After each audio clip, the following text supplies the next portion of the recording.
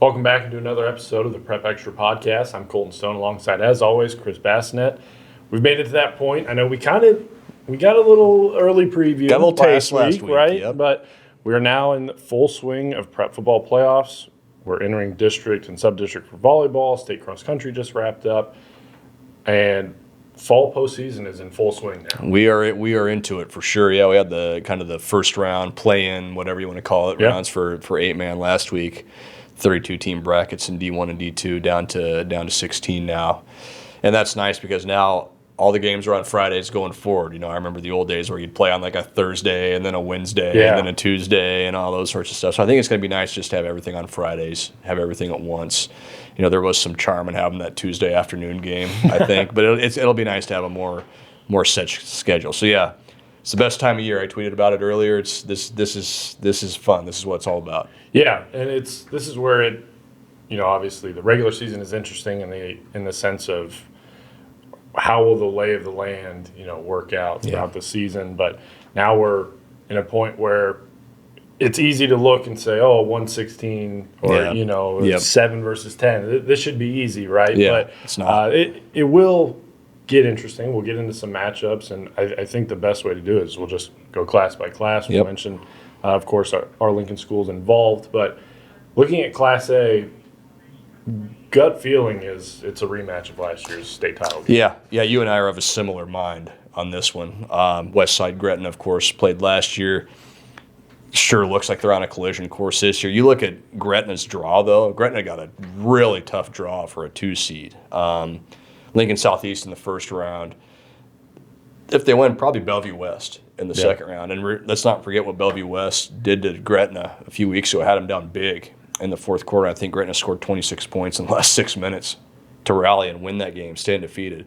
You win that, you're either getting Elkhorn South or Creighton Prep probably in the semifinals. So that's Elkhorn South's unbeaten. Creighton Prep's as good as anybody. They just played a brutal schedule, you know. And then you get to the finals with Westside. So it's a tough road for Gretna. I think it's maybe a little less challenging for Westside. They have the 116 game, of course, with Papillion La Vista. They're going to get the Millard West, Lincoln Southwest winner in the quarterfinals. That semifinal game could be interesting if they get Millard South. Those two teams played an overtime game a couple weeks ago. Maybe that just kind of depends on how that goes. Kearney's the 5 seed that they could potentially see there. Mm-hmm. There's always upsets, but I feel like maybe Westside's got a little clearer path to that final. But I think you're right.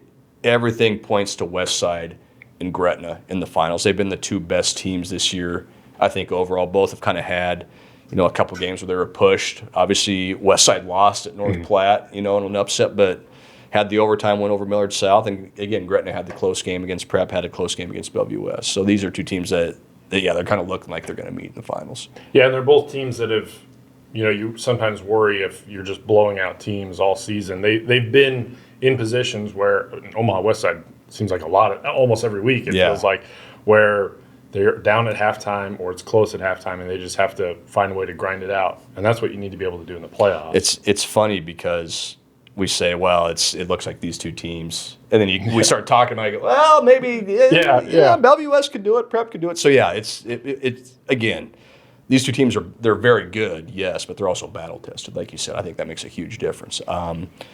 Do we want to give a championship pick while we're here? Who's your state champ in Class A? Have you made the decision yet? I think it's Westside or Gretna. I feel like the lean might be to Gretna.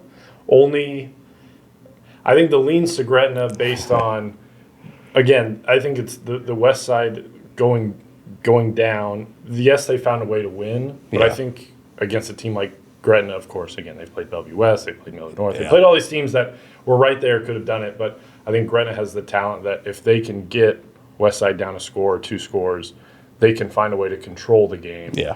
Whereas, you know, some of the middling Class A teams just kind of let it slip. Yeah. I didn't mean to put you on the spot there. I'm sorry. I think it's Gretna, and it's for everything you say. I think they have the best player in the state, or one of the 2 best players in the state, if they're able to get a lead. Westside's maybe got the most talent, top to bottom. Gretna's got the best player. And if it's a tight game, like we think it probably will be, you got to give the edge to the team with the best player. I think Zane Flores pulls it out for the Dragons. I think that's your state champion. I think that's redemption, obviously, for what happened last year. I think that's a potentially really neat story brewing for Gretna. Yeah, and you look at the Lincoln schools in Class A. We were joking before that, Lincoln East avoids playing Gretna 2 weeks in a row, but their reward is playing Elkhorn Congrats, South. yeah. Yeah, good luck.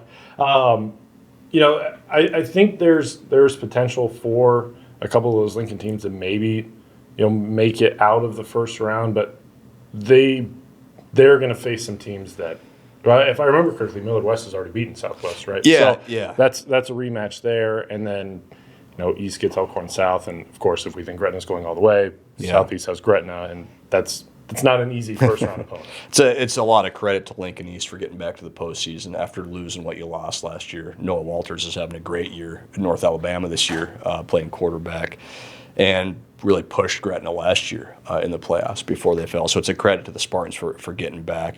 That Southwest Millard West game is probably a coin flip. It basically was when they played. Millard West hit a long touchdown pass with a minute and a half left, basically to win that game after Southwest led the whole way. Southwest gets them at home.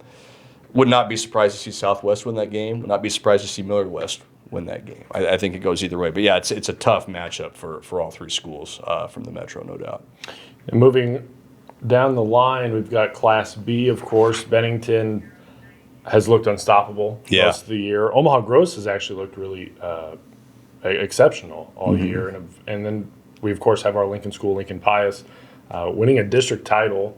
We know the story of Lincoln Pius. They've taken on Bennington. They've taken on Scotts Bluff. I believe they played Waverly as well. And they've played all of these teams close for a half. And then, it's kind of slipped a little bit in the second half. But it's a big deal for them to fight through that adversity, and they're still a 5-4 team and to win a district title. That's a big deal. Yeah, I watched them Friday night when they played Norris, and they looked really good. They beat Norris 41-17, probably as good as they've played on offense all year. And they've kind of had to piece it together along the offensive line. Maybe that plays a role in some of the offensive performances they've had this year, just not being able to score enough to keep up with the Benningtons or the Scotts Bluffs or the teams like that. And I'm not saying that means Pius is going to make a run to Memorial Stadium. Of course they could. You never know. Right. But I think they feel like they're in a really good spot right now with where they're at. They can play good enough defense to, like we said, give a lot of these top teams fits. That first round game, again, it's an 8-9 game against Elkhorn North, probably a coin flip. If they get out of that one, it's Bennington in the next round, more than likely. And you go into that game, if you're Pius, if you win Friday, you go into that thing, well, we're not scared of these guys. This was a game at halftime. We can play with these guys. So that's maybe a little bit different than, an Elkhorn North or somebody else who maybe hasn't seen Bennington this year, and they just see the scores and go, man, these guys just, they smack everybody around. What are they going to do to us? Pius won't have that. So, yeah, is it a tough draw for Pius? Absolutely. Is it a chance for Pius to win that first round game and maybe throw a scare into Bennington in the second round? Should Bennington win in the first round? They have Beatrice. Absolutely. I think if you're Pius, with the year you had, with the games you lost, you're really happy to be 5-4 and happy to be that 8 seed, get a home game on Friday. Yeah, looking at Class B, very similar feeling to Class A. It seems like 1 and 2 are kind of on a collision course to meet at Memorial Stadium. Of course, there's a couple of interesting matchups that could come out of this. I look at Bennington's half. How would they play against a Waverly if they met them in the semifinals? Very defensive team. How would Gross having to potentially play Omaha Scud again?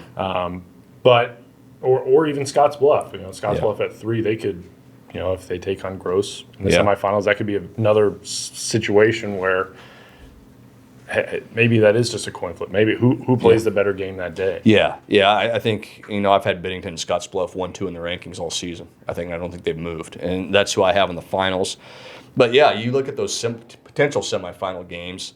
Scotts Bluff, Gross. Scotts Bluff's going to have to get past Scott, in the quarterfinals. That's no walk in the park. The nice thing for Scotts Bluff being that 3 seed, they obviously get the home game against Plattsmouth Friday. They get the home game against Scott next week. They're not the ones doing the driving all the way across the state. Those other teams are coming to them. Now that changes in the semifinals. If they were to play Gross, they'd have to come east to Omaha this time. And they've been out here for Lincoln Pius. They've been out here for Waverly. They came out and played York. I think their shortest road trip this year was to Lexington, which was still 3.5, almost 4 hours of driving. So they're used to it. They're road warriors. But yeah, that's a deal where I think those semifinal games can be really intriguing. Elkhorn played Bennington tough-ish, as tough as anybody. I think it was like a 41-21 game, something like that. Scottsbluff, Gross obviously haven't played, but that's two teams that are having great years. Gross unbeaten. Closest game was Elkhorn. They beat them by a touchdown. Scottsbluff's only lost us to North Platte, who turned out to be a pretty good Class A team. And that was a one-touchdown game. So you've got, I think, 4 to 5 really elite teams in Class B, and you throw Waverly in with those top 4 teams that we just mentioned. I think you've got the potential for some really good semifinal games there for sure. I think the consensus pick between the two of us is probably Bennington. Yeah, probably a consensus pick for everybody other than Elkhorn and Scottsbluff and fans. Exactly. Yeah. So I think the lean is to Bennington. Yeah. What could happen on a Tuesday in November? Anything. Who knows? Yeah. But I think based on the body of work all season, the way they've been able to replace one of the best Class B running backs maybe of all time. Yeah.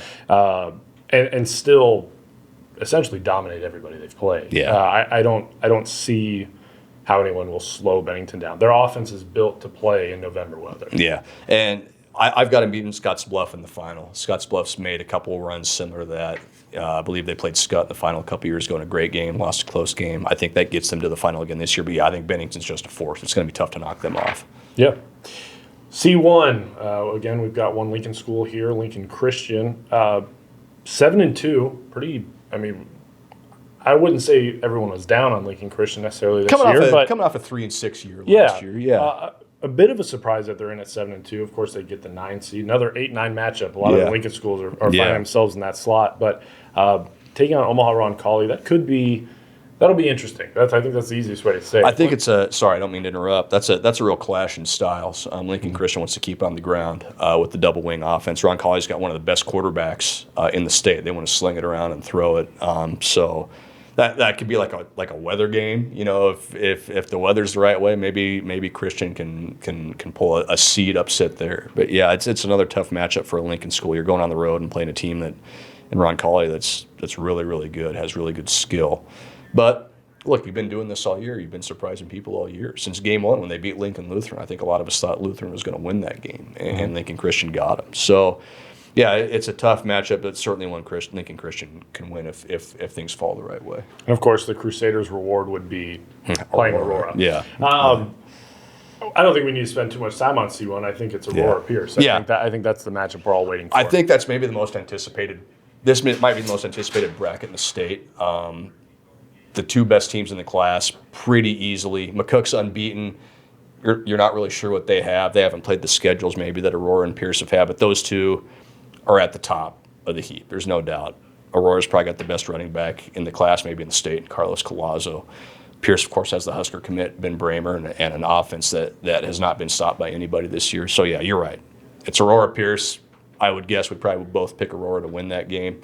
But until somebody can beat those 2 teams, that's who it is. Yeah, I agree. I think, I think it's Aurora until we're proven differently. Again, what can happen on a Tuesday at Memorial Stadium in November? Anything. Yeah. But I think it's Aurora there. C2, again, one Lincoln school. We've got Lincoln Lutheran in at the 11 spot playing Bishop Neumann. Tough draw.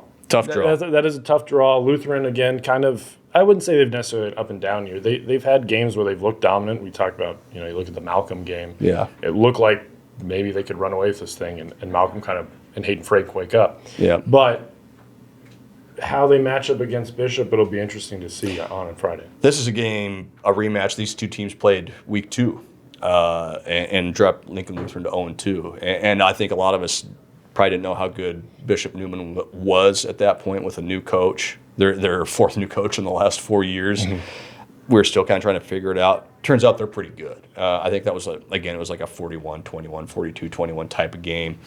Lincoln Lutheran, I think, can score enough to stay in this game. It's can they stop the other team enough? That's kind of what we saw when they played Malcolm in that game of 51-34 final after being up 14-0. So, but yeah, you look at the 4 area teams in this bracket, and they all got really, really tough draws. Lincoln Lutheran, obviously, with Bishop Neumann. The winner of that game probably gets Norfolk Catholic. season one number one in the class. You look at Malcolm, who's had an incredible year, 9-0 for the first time since 1999. All they get is the defending C2 champions in the first round with an Oklahoma recruit and Cade McIntyre. If they win that, it's either going to be Hartington Cedar Catholic, who's probably the best 3-loss team in that class, or it's Mitchell, who's lost one game all year and started 8-0. So tough draw. A lot of parity in this class. I think I've got Cedar Catholic, the 12 seed, played in the semifinals. And it's other than that, it's pretty chalky. I think there's probably a relatively clear favorite with Norfolk Catholic, which we kind of thought at the beginning of the year, just with what they were returning from last year's team that made it to Lincoln. I've got them playing Hastings St. Cecilia, who's also unbeaten and has had a really great year, has not really been pushed that hard. But I think, again, pretty balanced bracket except for that team at the top that's been really good. I think Norfolk Catholic kind of runs to the title in this one. Yeah, I think I would agree with you there. Or Norfolk Catholic, if that's the semifinal, will be interesting. My only pushback, I think Malcolm. I will put Malcolm in the semifinals. It wouldn't surprise me one bit. So I think Hayden Frank has done enough and has shown enough that he can will this team to victory. Dude's a baller. And has done it 9 times this year. Yeah, so, they're really good. Is there a little bit of recency bias after what he did on Friday? Maybe. Yeah. But I like him to get to that semifinal. How they play against Hastings, St. Cecilia it'll be interesting. Again, these November playoff games, the deeper you go, are you still healthy? Yep. What's the momentum like? How's it been put together? So I'm fascinated by that Malcolm game, and I'm fascinated to hear their coach Scott Amon talk about this. This feels like one of those special teams. You don't always hear coaches say that. They kind of play it close to the vest. But he's talked about this group, that there's something about them, and you know what? Maybe there is, and maybe they make it all the way to Memorial Stadium. Who knows? They're going to have a shot for sure. Looking at Class D1, again, I don't think we need to spend maybe too much time. Yeah. North Platte St. Pat's seems like an overwhelming favorite. Again, playoffs, anything can happen, but all year it does not look like they've really been pushed that much. You're talking about a team that made a deep playoff run in 11-man last year and dropped down to D1 this year and brought back a lot of starters from that 11-man team. A team that, again, we've had ranked number 1 all season. They're the pretty prohibitive favorite. Stanton on the other side is unbeaten. Now that Cross County's been knocked out by Weeping Water last week, that kind of opens up that side of the bracket, I think, for the Mustangs. But yeah, you're right. I think St. Pat's pretty prohibitive favorite here. There's a couple of real interesting games there. Potentially Elmwood Murdoch in the quarterfinals.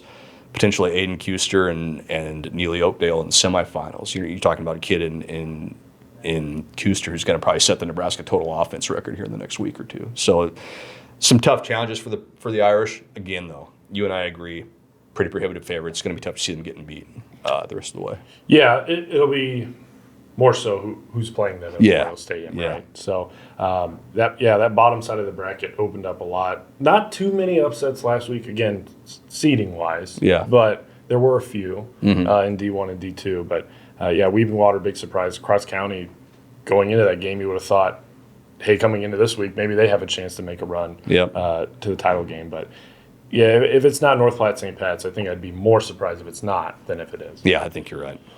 D2, maybe a similar feeling here too. Yeah. You've got Howells Dodge, who drops down from D1 to D2, an incredible team in D1. Yeah, won a title last year. And just as good in D2. Yeah, won the D1 title in blowout fashion last year for Cross County. They're always going to be there. We knew they were going to be great. Again, a team that's been number 1 all year, hasn't moved, hasn't really been pushed. Tough to see someone knocking them off. There's a potential there for a BDS Howells Dodge semifinal, which would be 2 unbeaten teams. BDS has plenty of postseason experience. Maybe that's a game where, again, like you say, a 1-game scenario where it's win or go home. Who knows? Tough to see Howells Dodge losing the rest of the way. I think the interesting part of this is the other side of the bracket. We can talk about that. But yeah, Howells Dodge, the Jaguars, just look like they're the team to beat.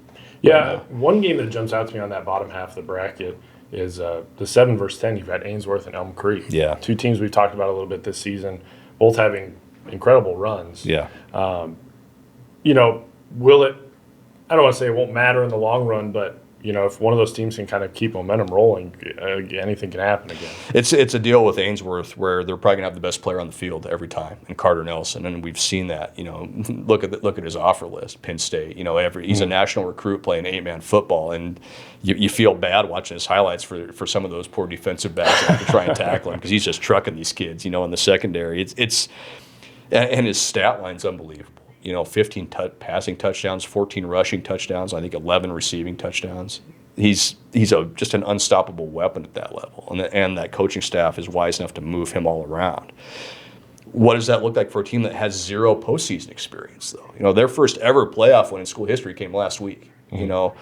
So again, you're playing a team in Elm Creek that's 7-1, has had a really good year, won on a Hail Mary earlier this year. Who knows if you win that game. Another, I think, really intriguing team is Hitchcock County, unbeaten, and I mean smashing teams, winning by KO every week, winning by 50, 60, 70 points. That's a really, really interesting quarterfinal game. Osceola in that side of the bracket got one of the best quarterbacks in the class, got one of the best running backs in the class, and that offense is going to be really, really hard to stop. I think those quarterfinal and semifinal games on that half of the bracket are really going to be fascinating. It's kind of like the other one. We both think it's Howells Dodge, but the intrigue, I think, is on the other side and what it looks like coming out of that. Yeah, absolutely. I don't want to say that the winner of the bottom half gets Howells Dodge, but that's kind of what it feels like. Yeah. It just seems like, again, a D1 champion dropping to D2. It seems like a clear favorite, right? Yeah, I think so. All right, one more class, 6-man D6. One Lincoln School, Parkview Christian. We talked about them a lot this year. Of course, their one loss, if I remember correctly, SEM. SEM early. Yep. In what is not typically a low-scoring sport. A version of the sport. Was a low-scoring game. Since then, they've kind of just rolled through. And some of them pretty dominating fashion. They get Southwest week 1. I can envision them at least making to the quarterfinals, and they're probably taking on Red Cloud. That could get interesting there. But Parkview has a path to where they may be meeting with SEM again. I really like Parkview Christian's draw here. I do think they win that first-round game with Southwest. I like the matchup with Red Cloud. I think they win that.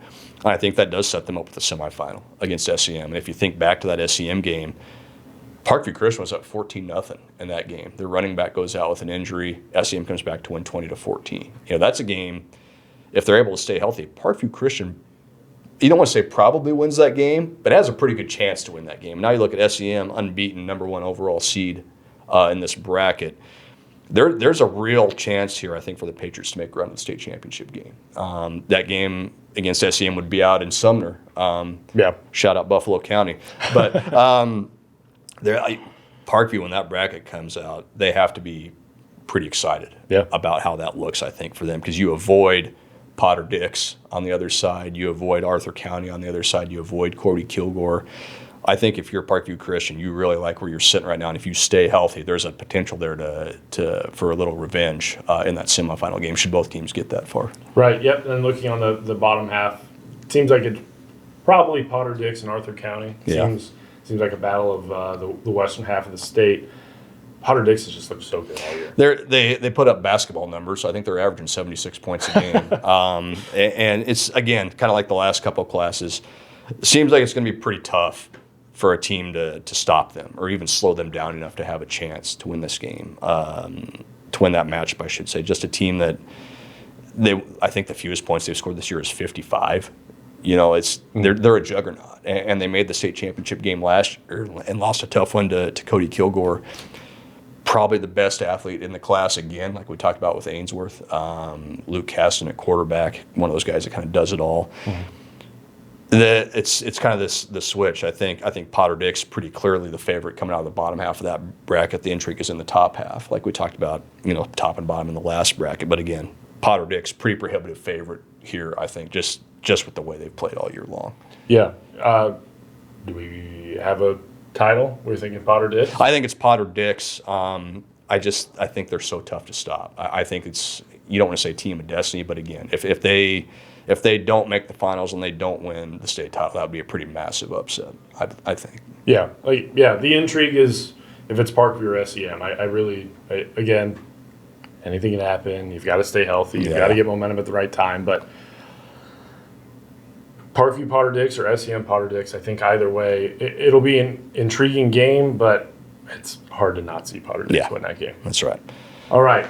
Before we go, shout out to Lincoln East girls cross country team. That's 5 right. straight state cross country Impressive. titles. Won by 59 points this time. Yeah. As all. A commanding win.